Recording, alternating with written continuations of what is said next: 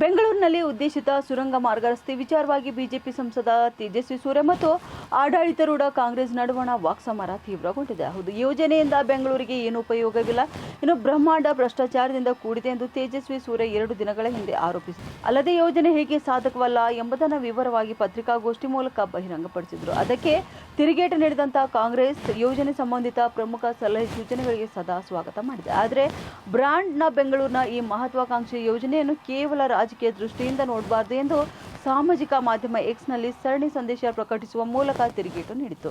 ಅದಕ್ಕೆ ಪ್ರತಿಕ್ರಿಯಿಸಿರುವಂತಹ ತೇಜಸ್ವಿ ಸೂರ್ಯ ಸುರಂಗ ರಸ್ತೆ ಯೋಜನೆ ನೇತೃತ್ವ ವಹಿಸಿರುವಂತಹ ಉಪಮುಖ್ಯಮಂತ್ರಿಗಳ ಡಿ.ಕೆ. ಶಿವಕುಮಾರ್ ಜೊತೆ ಬಹಿರಂಗ ಚರ್ಚೆಗೆ ಸಿದ್ಧವಿದ್ದೇನೆ ಎಂದು ಹೇಳಿಕೊಂಡಿದ್ದಾರೆ. ಇನ್ನು ಸುರಂಗ ರಸ್ತೆಗೆ ಸಂಬಂಧಪಟ್ಟಂತೆ ತಾಂತ್ರಿಕ ಸಲಹೆ ಮತ್ತು ಸಾರ್ವಜನಿಕ ಚರ್ಚೆಗೆ ನೀವು ನಿಜಕ್ಕೂ ಮುಕ್ತರಾಗಿದ್ದರೆ ಡಿ.ಕೆ. ಶಿವಕುಮಾರ್ ಜೊತೆ ಬಹಿರಂಗ ಚರ್ಚೆಗೆ ಪ್ರಸ್ತಾಪಿಸುತ್ತಿದ್ದೇನೆ.